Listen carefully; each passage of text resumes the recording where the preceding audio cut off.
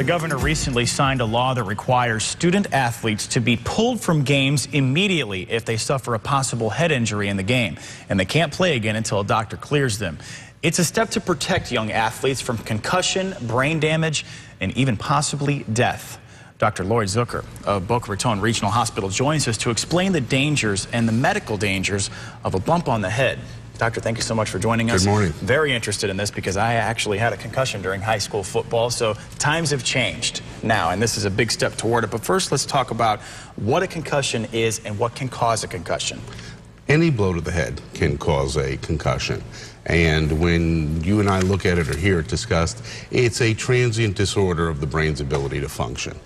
Whether that's just a little bit of confusion, whether that's some nausea, there's a broad spectrum in terms of the severity. For a long time, it was thought if there wasn't a loss of consciousness, there wasn't a concussion. I think we've learned and things have become more evident that that's not really quite true. I know to some the answer might be obvious, or maybe it's not. What sports really lend themselves to a higher rate of concussion? Well, certainly sports that are, I guess, more gladiatorial. We've both played football. Sure. Football is certainly going to be one of them. But soccer, with heading the ball, can be that. Some of the single-player sports, the track sports or the tennis sports are usually not as common, but anything can expose an athlete. And why is it so important to diagnose a concussion in a young athlete versus an older athlete? Like, say, we've seen it in the NFL, it's a really big topic now, but now with the younger athletes.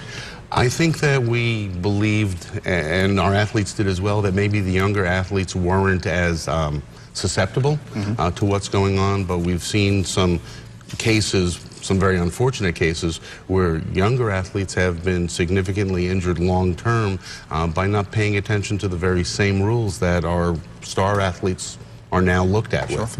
Sure, and they can cause permanent damage. Can you kind of explain that if a concussion isn't treated properly, or if someone isn't taken out of a game when they should be or sent home? I think there are really two issues there. One is a chronic issue where you have repetitive concussions, and I think what we're understanding now is that there certainly is an effect of repetitive concussions. There is an acute problem where if an athlete is let back in and exposed to, I guess, what you and I would call that second concussion too quickly, it's not frequent, but there can be devastating consequences with brain swelling and even death. As a doctor, how important is a law like this getting signed and measures being taken place to take an athlete out of a game and really get diagnosed properly?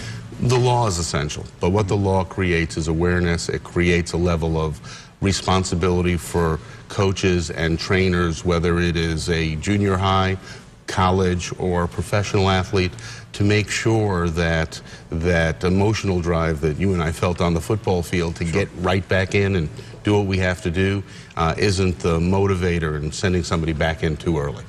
When it comes to sports, better be safe than sorry, right? No Doctor? question. Thank you very much for joining us. And Boca Raton Regional Hospital sponsors our expert and underwrites our Ask the Doctor segment.